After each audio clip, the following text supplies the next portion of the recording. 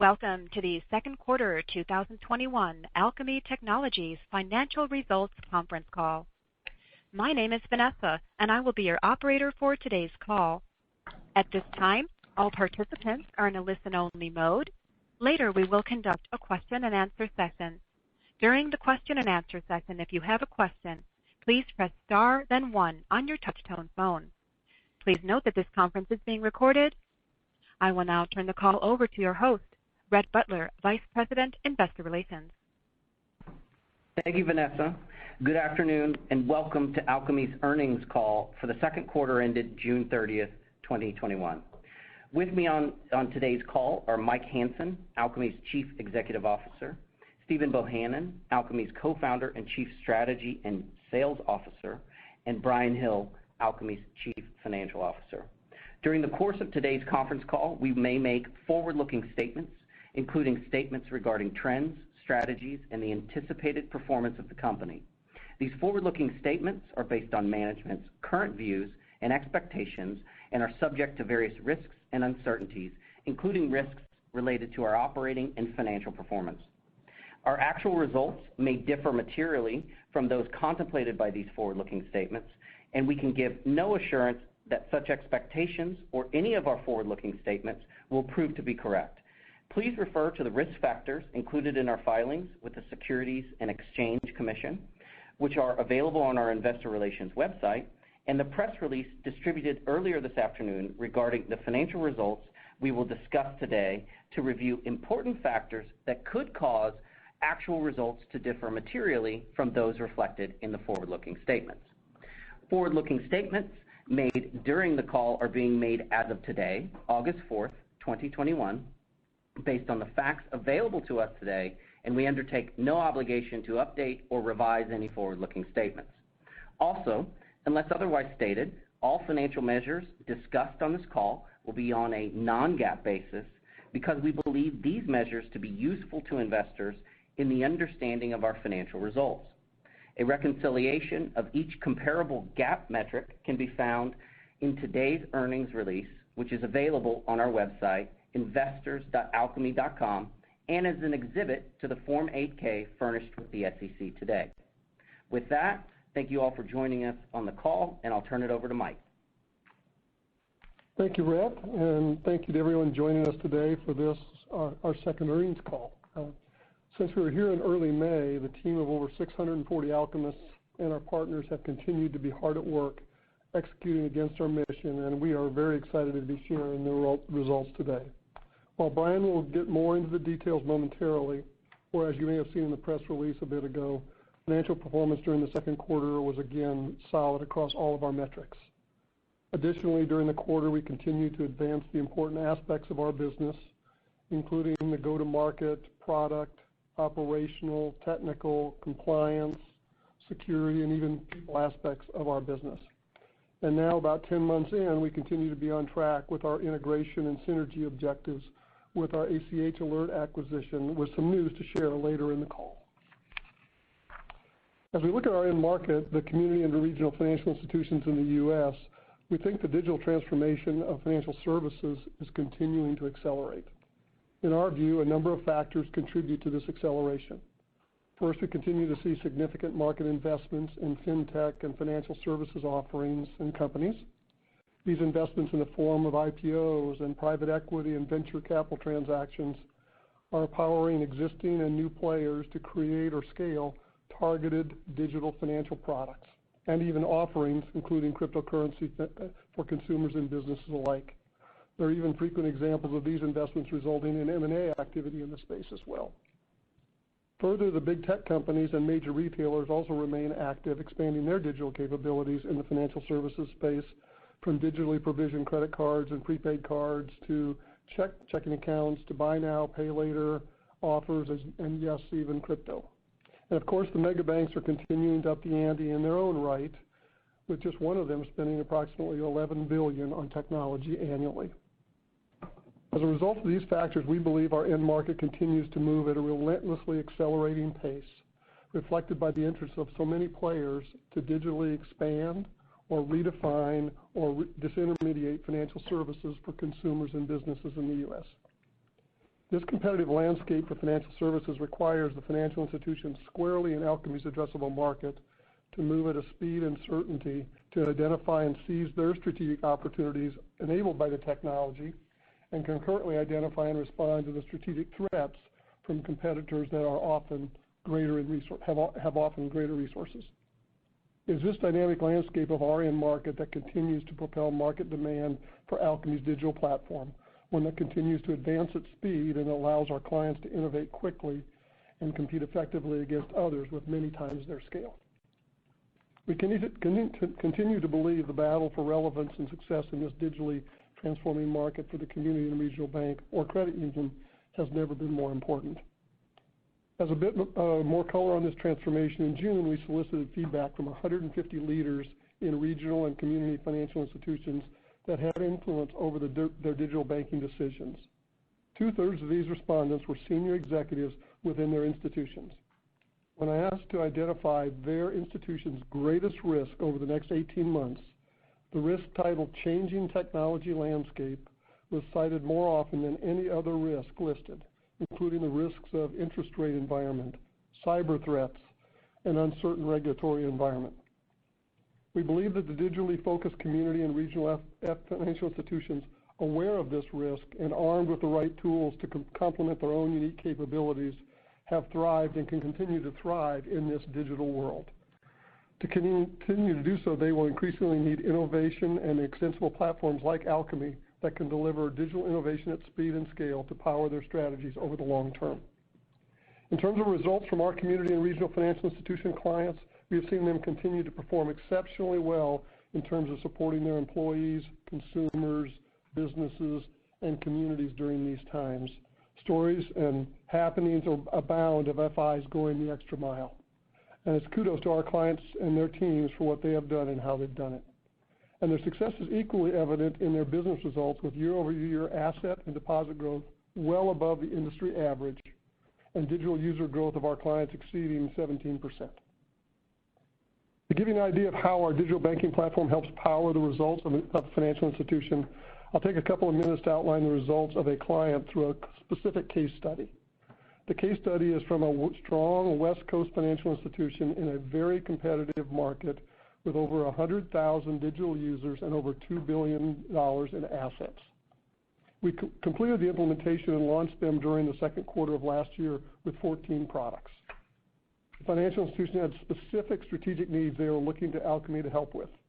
Naturally, the main focuses were around improving their end user experience, their end user sentiment or satisfaction for their app, let's say App Store ratings, their overall end user satisfaction of the digital channel, NPS scores, their digital user growth, and their mobile banking penetration. I'll touch a bit on each of those. First, after researching top-tier financial institutions and finding their user sentiment average 4.8, our client set a stretch goal of achieving a 4.9 rating. Prior to converting to the Alkamy platform, they had an iOS rating of about 2.9 and Google rating of about 4.3 for a weighted average of about 3.0. Post-conversion to Alkamy, their app rating skyrocketed to an iOS rating of 4.9 with nearly 13,000 reviews and a Google rating of 4.9 with nearly 1,800 reviews for a weighted average of about 4.9 stars. This equates to a 63% increase in end user satisfaction. Second, after due diligence with other financial institutions, the client determined that most digital banking platform conversions result in an NPS score drop for the digital channel of at least 10 points, with the recovery taking at least a year. Together, we executed a plan to deal with those realities around a big change event, and together with their help of the Alkamy platform, they fully recovered to their previous NPS score of a very lofty 85.6 in 6 months, and within a year, they were beating their old lofty scores.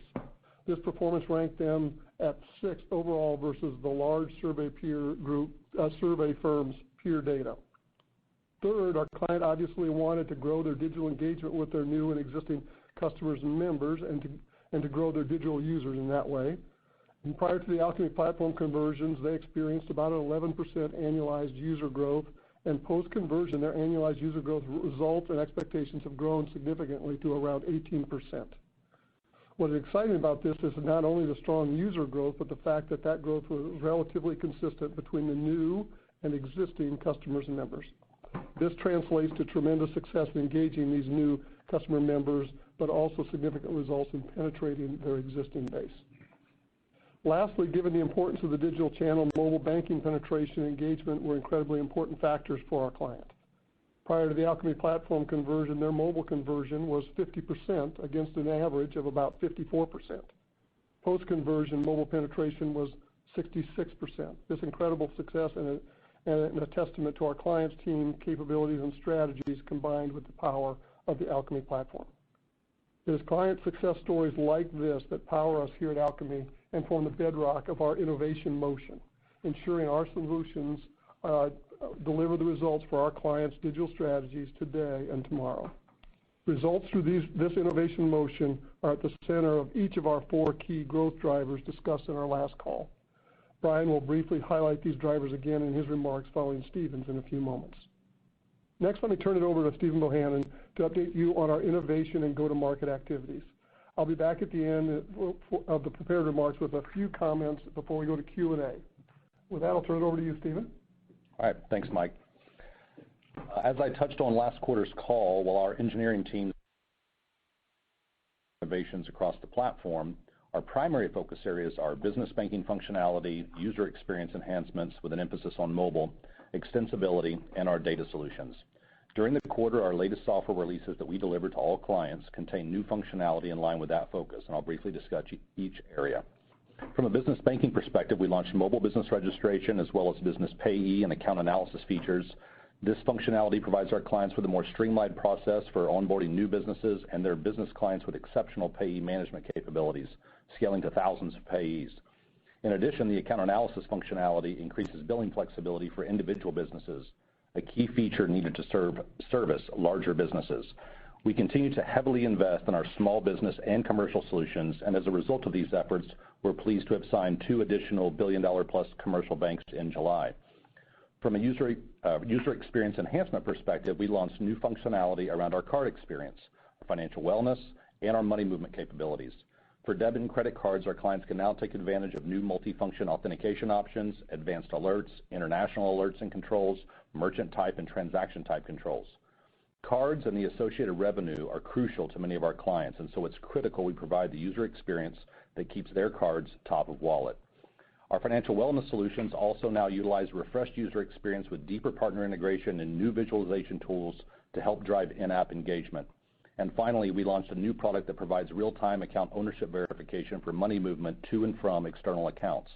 Our instant account verification product reduces the friction and abandonment rate during the account verification process and also helps to mitigate fraud through account holder name matching.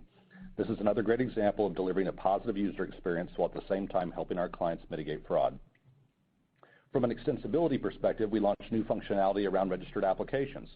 Registered applications are trusted systems like PFM sites and aggregators and devices like smartphones or voice assistants that have been granted trusted access to your financial accounts. With the proliferation of interconnectedness and open banking initiatives in general, many users are unaware or surprised at just how many of these applications have trusted access to their financial data. Our new functionality here makes it easier for end users to view and manage which applications have access to their financial accounts so they can ensure their own privacy and be on the lookout for potentially fraudulent activity. From an extensibility community perspective, I'm happy to report continued momentum with our Gold Partner Program and our SDK developer community, which continues to increase in size and activity, with June having the highest number of monthly project submissions at 97. Finally, we continue to make investments in data, and our data set continues to grow. With a codified, anonymized data warehouse that has collected and cleansed now over 5 billion transactions across more than 150 financial institutions, we believe Alkami has one of the deepest and richest transaction and account detail data sets in the country. Combining this data along with user interaction and behavior data, we are transforming this data into actionable insights through products like our new executive dashboard to support our financial institutions' digital growth strategies. The new executive dashboard provides the institutions with their historical performance over time across 10 key digital banking KPIs that explore adoption, engagement, and conversion. What's more, we provide benchmark comparison of the institution's individual performance against that of its peers. This deep level of insight allows us to formulate growth strategies with our financial institutions based on KPIs across the digital funnel. whether adoption, engagement, or conversion. In conclusion, we continue to innovate with speed across the strategic priorities that we believe will differentiate our clients and Alkami by, one, delivering a superior user experience for both retail and business users that taps into deep extensibility capabilities, and two, equipping our financial institutions with insights across a comprehensive data set of user transactions and institutional digital banking benchmarks. Our innovation engine continues to be central in offering our clients a functional and technical advantage against existing and emerging competitors. Next, I'd like to discuss sales momentum and our overall go-to-market engine. As I mentioned in our Q1 earnings call, the arrival of our new CMO, Allison Sarah, earlier this year, and investments in our digital marketing engine are paying off. While some in-person meetings and conferences are starting to come back, they're not at the same level as pre-COVID. This has increased our reliance on the digital channel for lead generation, and we're very happy with the results, with year-to-date lead generation from digital channels outpacing leads from non-digital by 3 times. We feel the business momentum for financial institutions evaluating their digital banking solutions, as measured by pipeline growth, has really picked up in the second quarter. Trailing 12-month new sales were up over last year, and our new sales pipeline is strong, with banks representing well over 20% of the largest pipeline in our history. As I stated a moment ago, we signed several banks during July. Specifically, we signed 2 new billion-dollar-plus banks to our digital banking platform and a top 30 bank with over $150 billion in assets to our ACH Alert solution. Our first half 21 sales results combined with the pipeline and July new wins gives me confidence in our go-to-market traction. I would like to provide a few more comments regarding the success of the ACH Alert acquisition. The ACH Alert Solutions team continues to show the potential we identified pre-acquisition. During the quarter, we had our 4th patent issued, and since the acquisition in October of 20, we've achieved new sales of 48 banks and 8 credit unions. In addition, sales of additional products have been positive, increasing penetration into 4 large clients ranging from 15 to almost 50 billion in assets. From an innovation perspective, new functionality is expected to be released in the near term around deeper integration with our digital banking platform. On the horizon is perhaps the most exciting innovation in the near term, a multi-payment risk processing engine expected sometime during 2022. When delivered, this would make Alkami the first digital banking provider to offer not only electronic payment origination capabilities, but end-to-end processing of payments originated in digital banking. In aggregate, we believe we will have a lot more shots on goal this year than the previous year, and we expect to continue to focus on execution and converting our pipeline across all financial institutions, including credit unions and banks. I'll now hand the call to Brian to discuss our Q2 financial performance. Thanks, Stephen, and good afternoon, everyone. Second quarter financial results were strong across the board. Let me start with revenue. We enjoy a highly predictable, subscription-based revenue model possessing several growth drivers.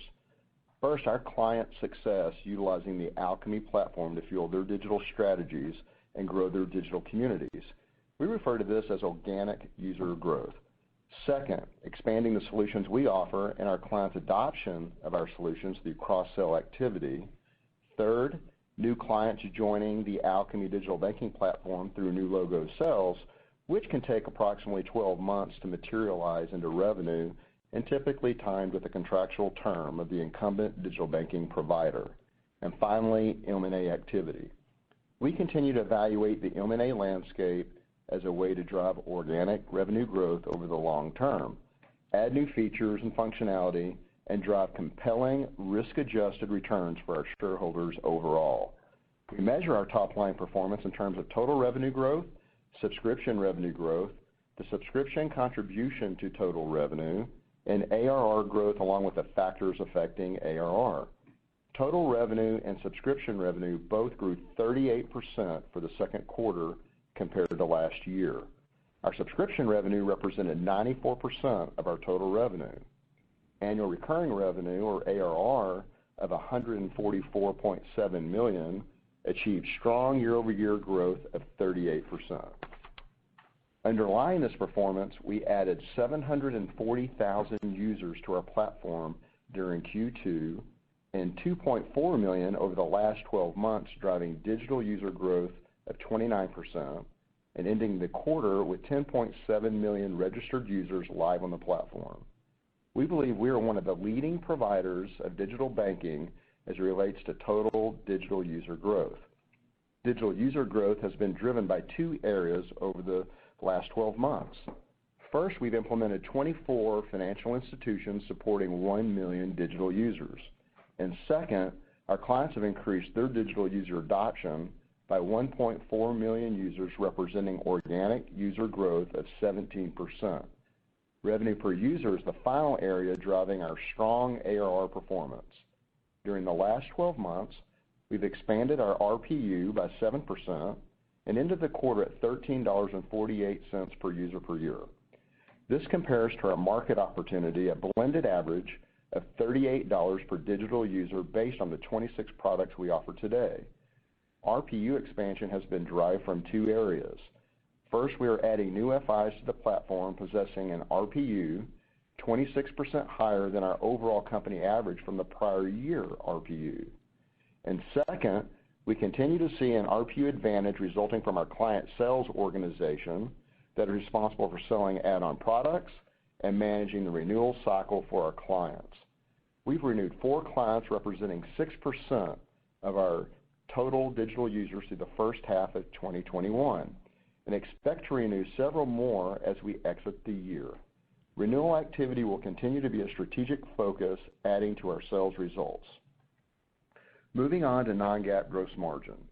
Our target operating model objective is to achieve between 60 to 65% non-GAAP gross margin over the next few years. We've also stated that we plan to achieve this expansion through 200 to 300 basis points of on average margin expansion per year. Our progress towards achieving this objective is candidly a bit ahead of our stated objective. For the second quarter of 2021, non-GAAP gross margin was 57.5%, an expansion of over 680 basis points compared to the same period last year. Expansion was driven primarily by revenue scale, greater utilization and cost efficiencies in our client implementation, client support, and client success functions, and improved cost efficiency with our third-party revenue relationships. Moving to operating expense. Our goal is to balance investment opportunities with revenue growth, yet maintain a good line of sight towards profitability or adjusted EBITDA positive. We have a large market opportunity to address and recognize gaining market share at the cost of nearer-term profitability is the correct trade-off for where we are in our life cycle. We continue to expect to reach adjusted EBITDA positive on a run rate basis during 2023. This is highly dependent upon our investment trajectory, revenue growth, and M&A activity.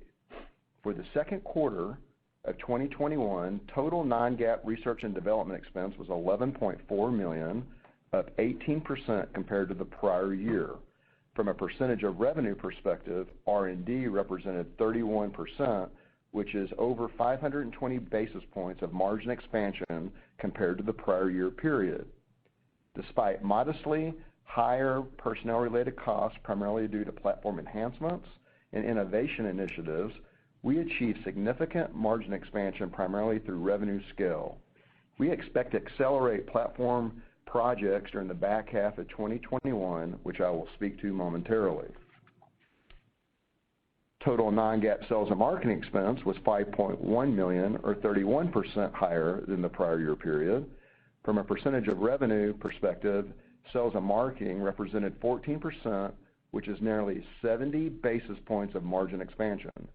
Despite higher employee-related costs from headcount increases in our sales and marketing teams, we achieved leverage primarily through revenue scale and lower than expected costs from travel, as well as industry conferences and trade shows, all resulting from the continued impact of the COVID-19 pandemic. Sales and marketing expense will increase during the third quarter of 2021 as we incur costs associated with our annual client conference. We are excited to host a hybrid event and look forward to our clients, partners, and investors who are able to attend in person. However, the event will be equally as informative to those who choose to attend remotely. Total non-GAAP general and administrative expense was $10.6 million, up 60% compared to the prior period. G&A represented 29% of revenue, which is nearly 400 basis points of margin contraction.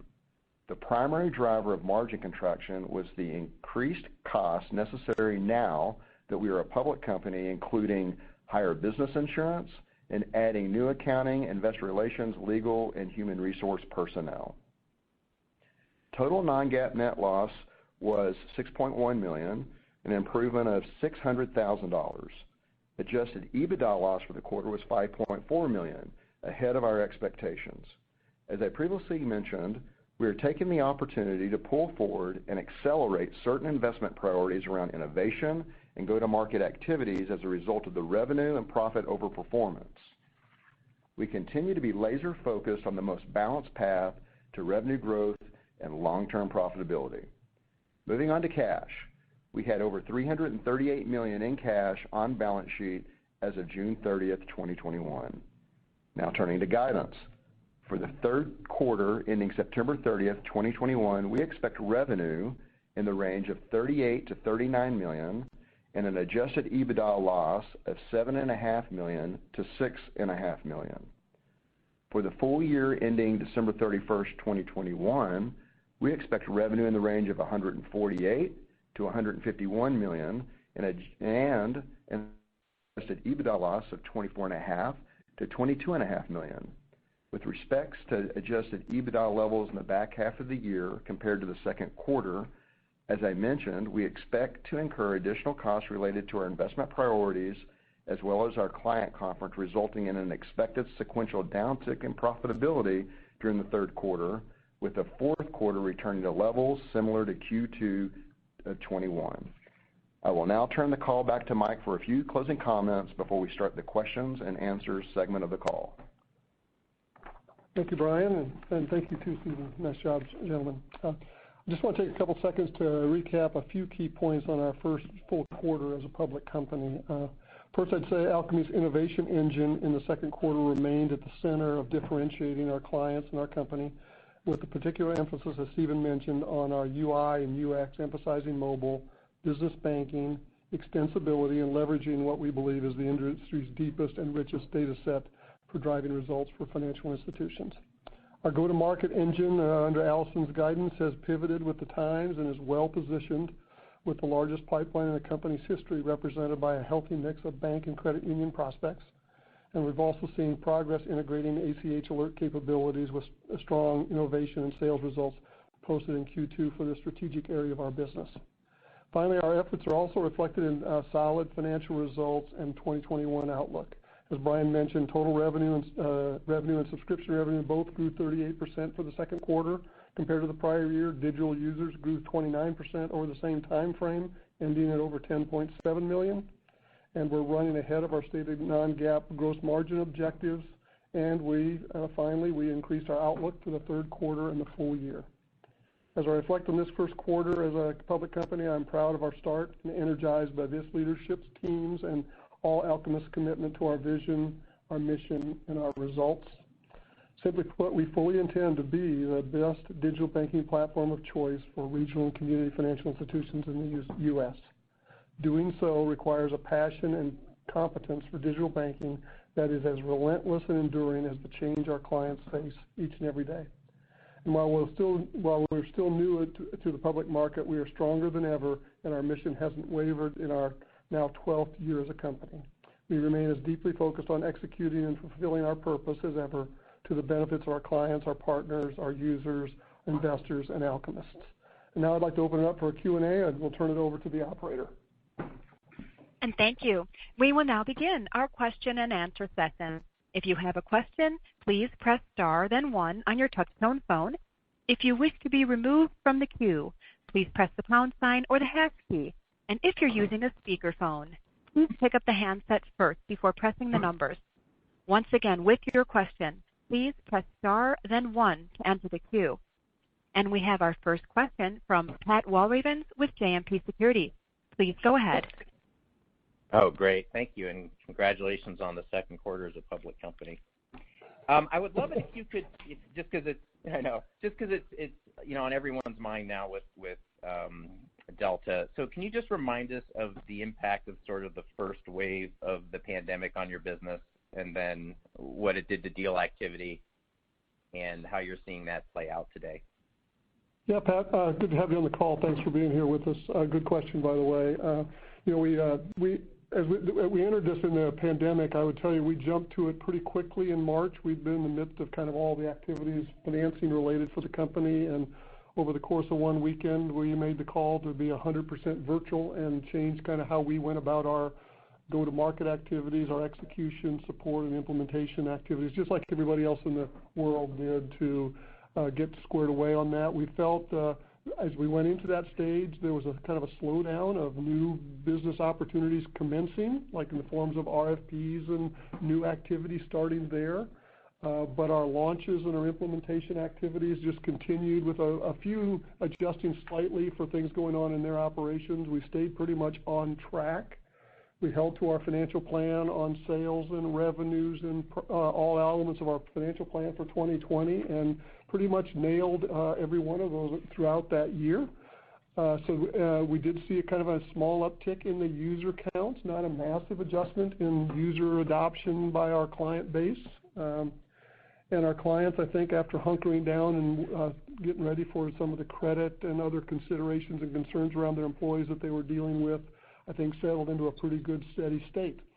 And so we've been marching on that path and have started to see, I'd say that coming out of this quarter, we're starting to feel some of the energy back and maybe felt some at the end of the first quarter, energy coming back into new initiatives and new projects and getting going a little bit for the new initiatives. And our client sales has kind of been pretty strong during this period as our clients who are already on the platform were looking for new ideas and new things that they could implement. So that's kind of how I'd summarize it. I don't know if Stephen or Brian want to add to Pat's good question. Yeah, I think he was kind of asking about the kind of the Delta variant, some of this new stuff coming back up as well. Okay. Yeah, I think that what we definitely see is, as Mike says, the activity has absolutely picked back up. The biggest dip was kind of Q2 and Q3 of last year as far as net new deal opportunity creation, RFP creation. I think the only thing that's not kind of fully back yet are kind of all the kind of conferences and trade shows. We're seeing some of them still have delayed out till next year. Other ones are doing versions of them this year, or maybe certain versions with mandatory vaccinations and things like that. So that part isn't quite back to normal, but in terms of overall deal flow, RFP generation, and so forth, that's what we're seeing is that's back to pre-pandemic levels. Great, thank you for that, and I'm glad you're making the effort to make your conference hybrid.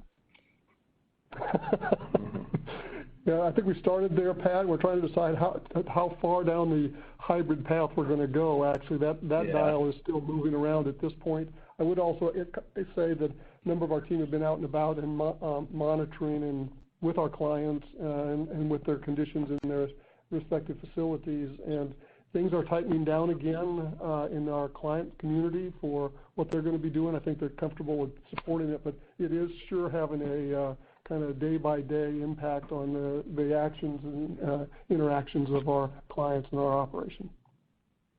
All right. Thank you very much for that perspective. Mm-hmm. Sure. Thank you. We have our next question from Sterling Auty with J.P. Morgan. Okay. Yeah, thanks. Hi, guys. So in terms of the incremental investment you're talking about of the upside on the go-to-market piece specifically, I'm curious how much of that is going to go into kind of quota-carrying headcount versus some marketing and top-of-funnel lead generation programs. Just help us understand where you're putting that incremental amount to work and maybe quantify how much that is. Brian, you want to touch that one a little? Yeah, Sterling. Yeah, thanks for the question. Good talking to you again. As far as where we're allocating funds for the go-to-market, it's predominantly around marketing activities, sales training activities, and lead generation. So I would characterize it more as top of the funnel for go-to-market. We're also investing further in our client sales team, likely to add a couple of quota-carrying reps there.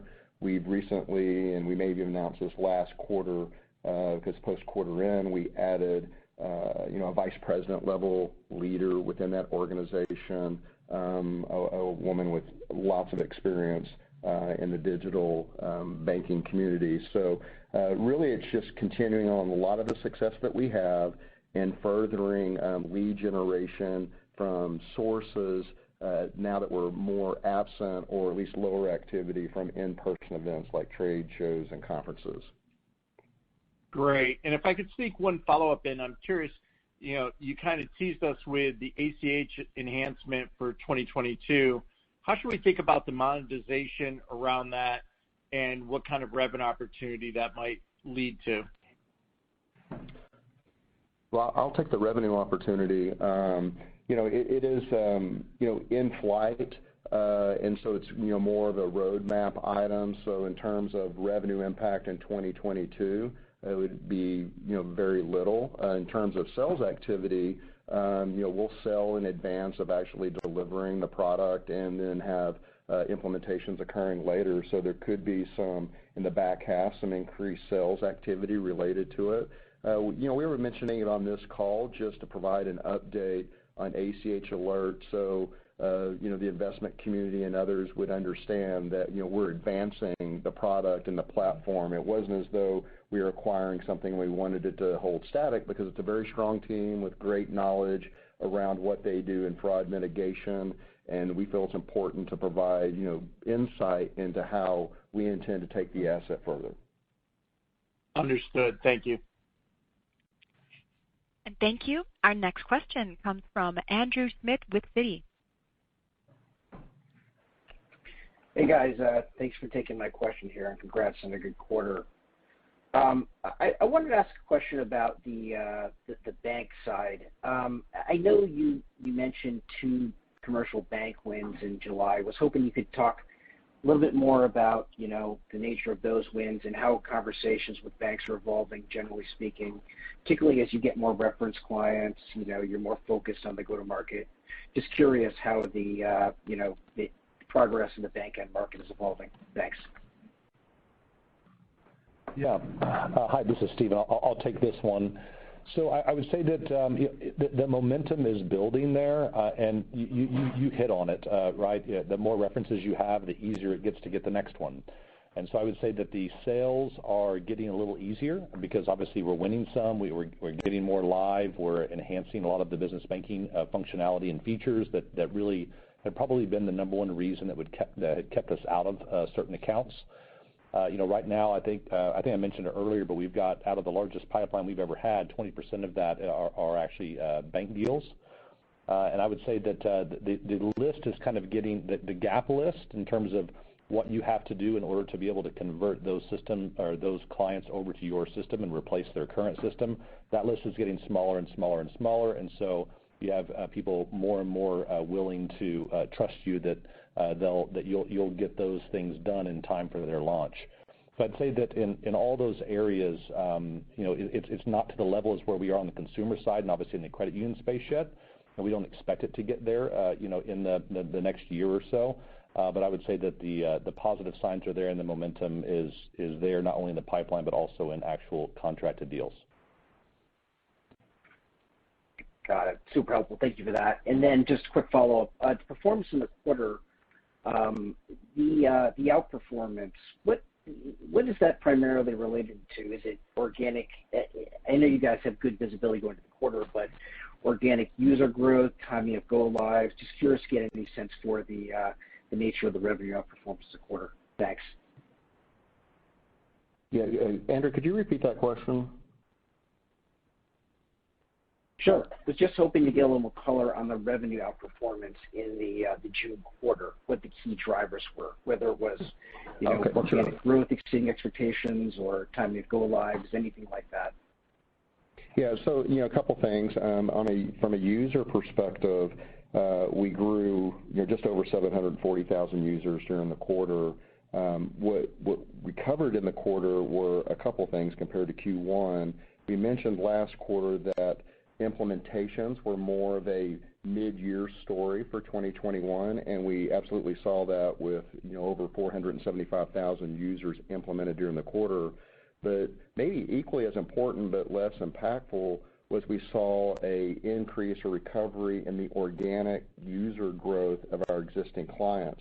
That was fairly low or mild in Q1. We saw that recover in Q2. We attributed the Q1 modest increase from coming out of the pandemic, high user growth, and seeing more users roll off the platform as a result of coming more towards the back end of the pandemic. And so we saw that recover in Q2, which is nice, and we expect that to continue through Q3 and Q4. In addition to those items, nice ARPU pickup. And, that's another area of our revenue model where we would expect, 5% sustainable revenue per user growth year on year, and we grew 7% during the quarter. So part of the benefit of our model is there's several different revenue levers that we can leverage and utilize, and we're seeing we're firing on most of those during this quarter. Got it. Great to see the momentum. Thanks a lot, guys. Appreciate it. And we have our next question from Saket Kalia with Barclays. Okay, great. Hey, thanks for taking my questions here, guys. Brian, maybe I'll start with you just off the back of that last question. That 740,000 net increase in registered users was great to see. Maybe I wonder how you think about the cadence of those customer adds maybe over the next couple quarters.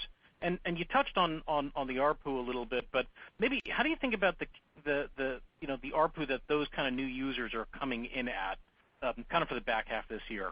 Does that make sense? No, that's a great question.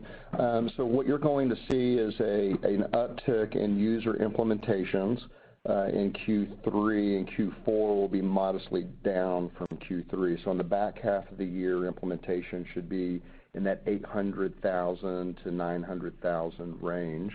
In terms of organic user growth, we would expect to continue for our clients to continue to grow on a 15% to 17% level in the back half of the year on year. So, continued nice user growth for the full year.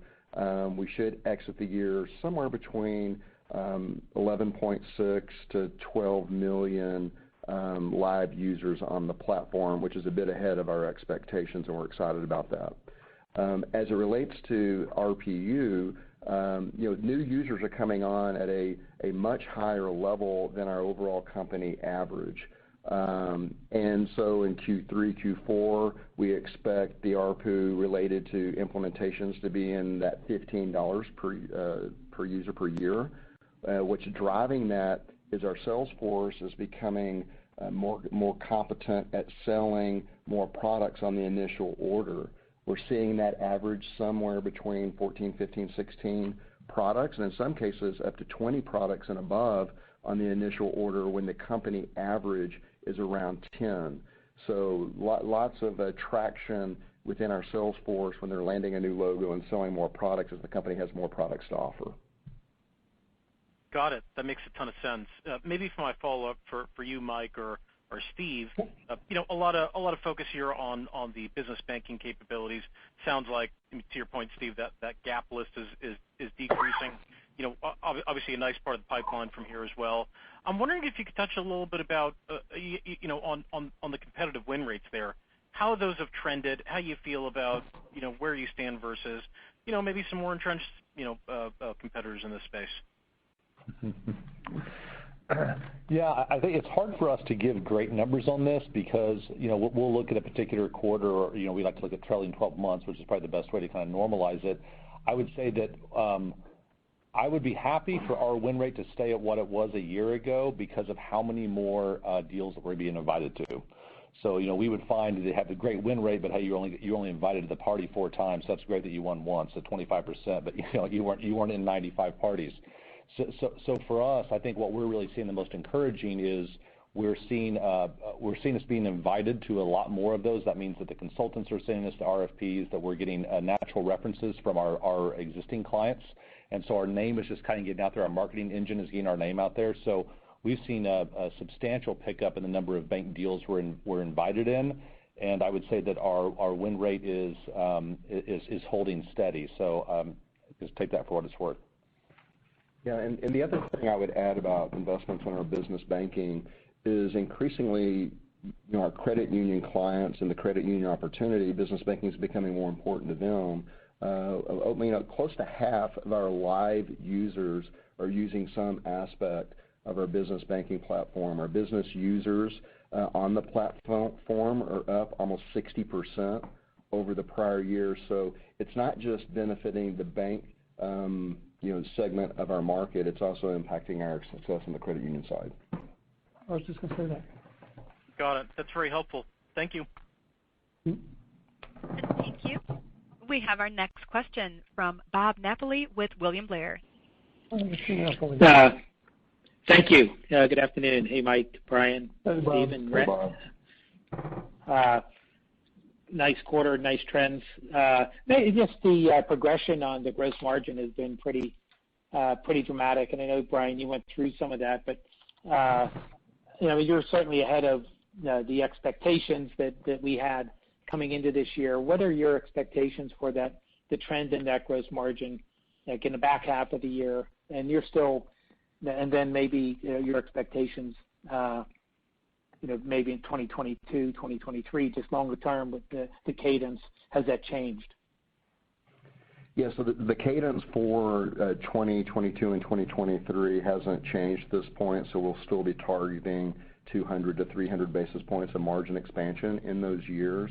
And, as we mentioned as a part of, the IPO roadshow and even on the Q1 call, we don't think we're capped at 65%, but we need to reach 65% before we revise that outward a view of where we could go. Revenue mix certainly has a large impact on where ultimately we can go because our largest cost to sell component is the pass-through cost related to us reselling third-party solutions and IP through our platform. And that's a big part of our story is the ability to deliver innovation much more quickly than the competition, whether it's through organic development, M&A activity, or adding third-party partners. So, an understanding of where that third-party mix goes in the future can certainly impact it. The next two big items are hosting and implementation cost, and we're seeing an incredible amount of efficiency within those groups. I mean, our IT team's doing really a fabulous job in driving down our cost per user for hosting.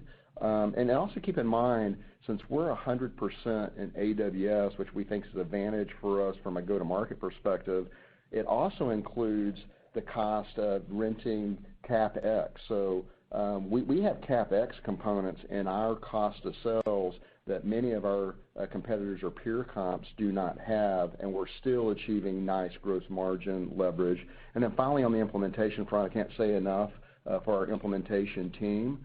Through the pandemic, I think they've learned some lessons along the way. They've learned how to be more efficient, how we can provide the same level of service and client satisfaction and do that from a remote setting, which means less travel and less cost associated with the implementation. So that is a good fact that's come out of what we've learned over the last 12 months, and it's now benefiting our gross margin. For the back half of the year, I don't want to get over my ski tips and say we're going to repeat Q2, we're going to advance beyond Q2. I think for the full year, you'll see us have 300 to 400 basis points of gross margin expansion, in large part due to the one-time revenue event that landed in Q4 of 2020 for a client termination that brought a lot of gross margin in that quarter. But absent that, we would be up significantly more than 300 to 400 basis points in 2021. Thank you. And then, you seem to have had a lot of success with ACH Alert. You have a lot of third-party partners, and that's where ACH was a third-party partner. From an M&A perspective, are you looking at, should we expect to see other ACH Alert type transactions of third-party partners? And what are you most focused on in that regard? Yeah, we would love to repeat the ACH Alert success and acquisition over and over if we can. We view that the third-party revenue channel as a sourcing channel for M&A activity, especially for the ACH Alert or maybe slightly larger sized partners that we have. Areas of focus for us has not changed. Digital account openings is a very key area for us.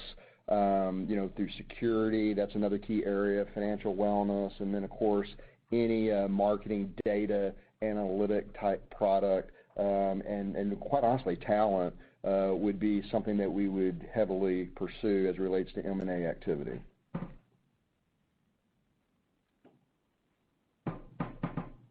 About the only one I'd add to that is probably in the area of business service, banking services for the commercial customers that they have, if they're in payments or other services like that. That would be the other place. Bob, did we lose you? I'm sorry, his line has dropped from queue. Would you like me to proceed to the next question? That'd be great. That'd be great. Bob will be back. We know Bob pretty well. Thank you. Our next question is from Josh Beck with KeyBank. Thank you so much for taking the question, team.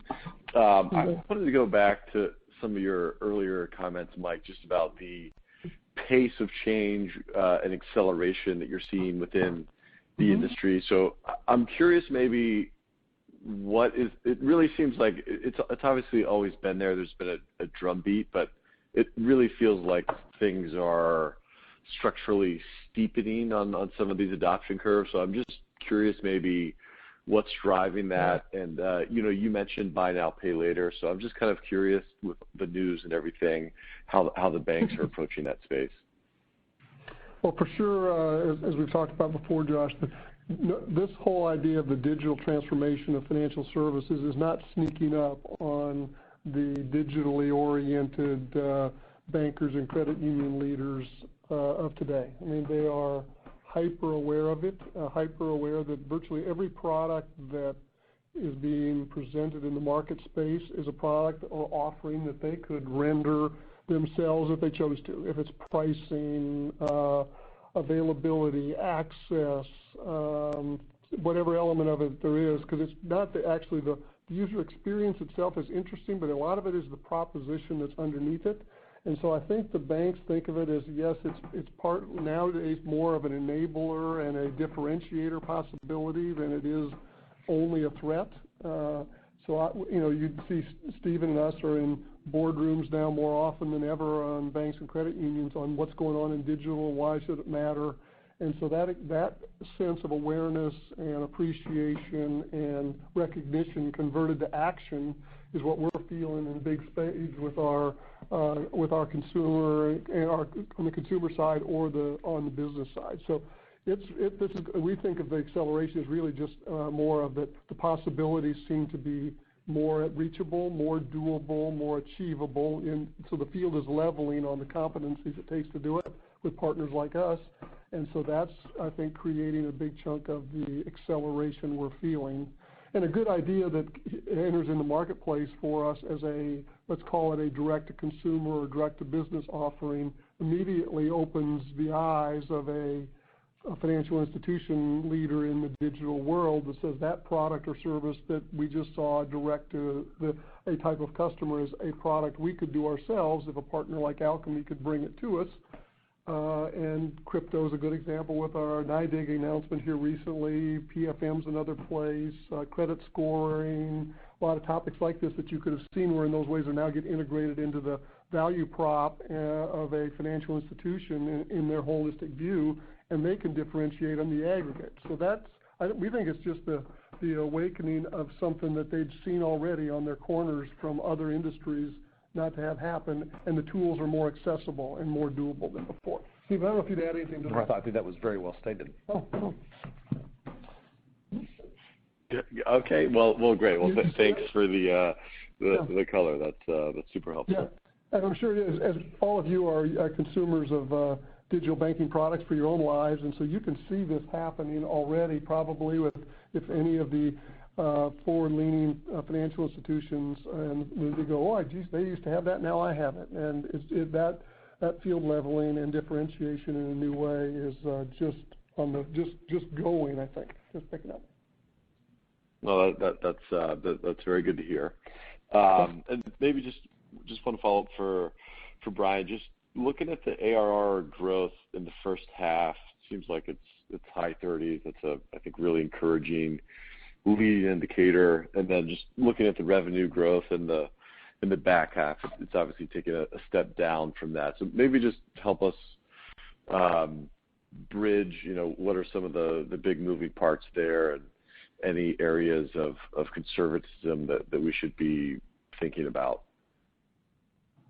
I think one of the items just to point back to, again, was in the back half of 2020, we had a large termination fee that impacted those results. And so on a full year basis, we're looking at revenue growth of 33%, and that's before you would adjust for that from a run rate perspective to truly understand the momentum of the business.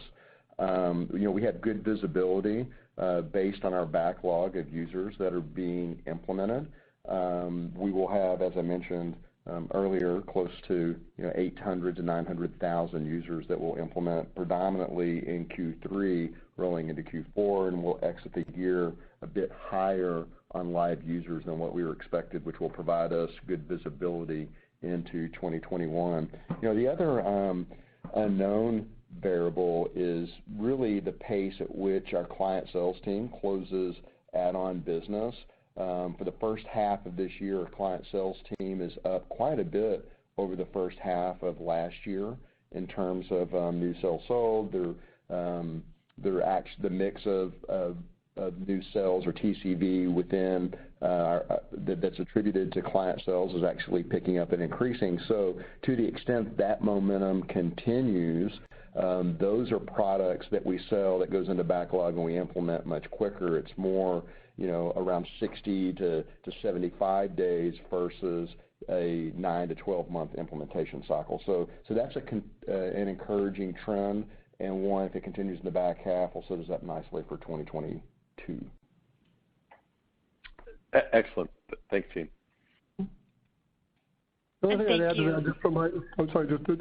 that, Josh, is that in the back half of the year, as we've been talking about on the sales pipeline, this is kind of like in every business, there's the story of the pandemic and its implications on the business is almost different for every one of those. And you've kind of heard our description of that as it relates to our existing customers and their awareness and their emphasis on digital, the slowdown and speed up of initiatives related to their existing platform or new ones shifting and slowing down and then picking back up. And so this back half of the year to us, subject to the Delta variant discussions we've had, is going to be a key part of what that trajectory looks like, is how this next couple quarters as we unwind or whatever is next under the pandemic and whatever variant is next. That's going to be the next component of kind of that element of next year and the year after that.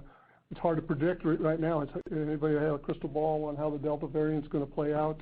Don't see it yet. So, helpful context. Thanks, Mike. Mm-hmm.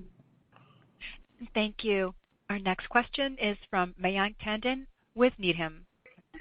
Thank you. Good evening. Most of my questions have been answered, but I did have one on the land and expand. I think, Brian, you mentioned the 26 product portfolio that you have today. Where are you today in terms of penetration, in terms of the products across your customer base, and what is sort of the roadmap to get to that 26 magic number over time? I'm sure you'll see more products over time, but just looking at that 26 number, where are we today in terms of penetration? Yeah, so today on average we have 10 products installed with each client. What we're seeing is, as I mentioned, our new sales team is actually generating more products than the 10 on average with new logos that we're landing, anywhere from 12 to, in some cases, up in the 20s, and it's averaging out around 15. So that's encouraging for us. I think equally as encouraging, if you just look at our products and the penetration into the base, comparing where we are at 6/30/2021 to the prior year, every product except for one has increased in penetration. And that's really the combined effort of the new sales team or new logo team with the success that we're seeing on the client sales side. So I can't give you the exact cadence of when we're going to be fully penetrated 26. I think the answer to that's never, because we're going to continue to add product and continue to innovate, and we'll always be chasing that. that I can assure you from the CFO seat and the finance side, I will not allow the sales force to tell me that we can't be 100% penetrated, because we can always drive more sales. I have Steven here; he's squirming a little bit as I'm saying that, and I'm kidding a bit, but it truly is a land and expand story. And we're seeing a lot of success from the client sales team. And I think renewals, I mean, that is another area of focus for us. We've renewed 6% of our digital user base in the first half of this year. We have more clients that will be renewing in the back half. And we all know that when a renewal is approaching, that's a great time to try to sell more product and just refresh the value prop and the benefits of our products as you have that close relationship with the client through the renewal process. I mean, we maintain a very close relationship with our clients, but it obviously gets much more closer as they're approaching a renewal, because they're signing up for another 5 to 7 years with us. And so in some respects, we're selling the value and the innovation that the company can bring to the financial institution. That's a very helpful perspective. Just a very quick follow-up. Given the success in corporate banking and maybe as you move up market, how critical is it to leverage the SI partners? Is that something that's on the table? You want to start that one? When you said the FI partners. SI, system integrators. Oh, you said SI partners. Sorry. Right now, there's been templates of other firms that have tried to use, or successfully maybe and unsuccessfully used SI partners. What we have found for us and for kind of our position, given that our platform moves so quickly, and thousands of releases a year, major releases frequently, that it's almost impossible to keep a third party up to speed on what's the latest version, the latest implementation and expectation. So we've decided that, at least to this point, that implementation of our solution is something that is part of our core competency that we have to do exceptionally well. You heard a little bit about that in the case study. And so we've kind of left that to others and maybe future consideration, but it's not anywhere near on our list, because we just feel like it's essential that our clients are counting on our unique expertise and knowledge of the last version of the product to make that implementation work. And so we're not going down that path there. We're using some of the partners for helping us accelerate other elements of this, but doing that part of it isn't one of them. And financially, we're still seeing nice margin expansion even across our implementation teams. The implementation process, from our perspective, is not a gating item. I mean, typically a gating item in the implementation is when is the incumbent provider contract in, and managing towards that. And then also, as you're moving a bit into the smaller FIs and the component of the market or segment of the market that we address, that they don't have as much technology personnel on their side, so then that can be a bit of a gating item. But we work very closely with them to ensure a successful experience, a successful launch of the platform. But we're not seeing a disadvantage in the financial model and the client experience or the speed at which we're growing our revenue by not bringing in a third-party partner. Good point. Right. Thank you so much. Appreciate the call. Good question. And thank you. We have our follow-up from Bob Napoli. Please go ahead, sir. Good. We were hoping he'd be back. Well, I'd imagine you gave a great answer to my question before I got kicked off somehow. But I'll get that from the transcript. I know that I don't think, just that the last quarter you had given a metric on the TCV growth from cross-sells versus new logos. I was wondering if, A, you could tell us how many institutions you won in the second quarter and associated users, and then of your revenue TCV growth, how much of it was from cross-sell versus new logos? Yeah, so for the percent of our sales in the first half of this year compared to the first half of the prior year, we're approaching north of 30% that's being attributed to our client sales team. And so that was a 20% number 12 months ago. So we're seeing some nice traction there. Also, just to kind of state of the first half of the year, we've closed 9 new logos in 2021. That compares to 9 new logos in 2020. Now, every year is going to have a story to the year, a story to the quarter, and what we have found is in 2020, we had several very large financial institutions that we had the benefit of selling to and closing, and now we're benefiting from that in our implementation cycle. The story of the first half of 2021 has been more medium to the lower end in terms of size of the market and the sales that we've closed. Now, when we look at the pipeline and we're looking at deals that are expected to close in the back half of the year, there are some very uniquely large opportunities that we feel have a great chance of going our way. So, I would look at our sales for the first half of 2021, kind of wait and see, and let's see what happens the back half of the year. Where we're not pleased with the first half of the year, it's a little bit out of our control, but it's deal velocity. So if you think about the pandemic, as we exited Q1 and we were in Q2, we actually saw opportunities decline. And Stephen spoke to this a bit in his prepared remarks. And then as we went through Q3 and Q4, we saw activity coming back, and Q4 was a very strong quarter for us. And but what you see in the first half of this year is the opportunities that the dip in opportunities. We didn't have as much deal velocity in the first half of the year. Q4 of 2020 was really driven by deals that were in the pipeline expected to close pre-pandemic. And I think that's a pretty important point. We saw, again, the opportunities increase in Q3, Q4 that carried over into Q1 of 2021, which has given us confidence in the back half of 2021. To Mike's earlier comment, the Delta variant, and is that going to kick us into yet another kind of wait and see type of position on the end market and making decisions? We don't know, but what we're seeing in our pipeline and what we're seeing from our sales force is that's not the case at this point in time. And thank you. This concludes our question and answer session.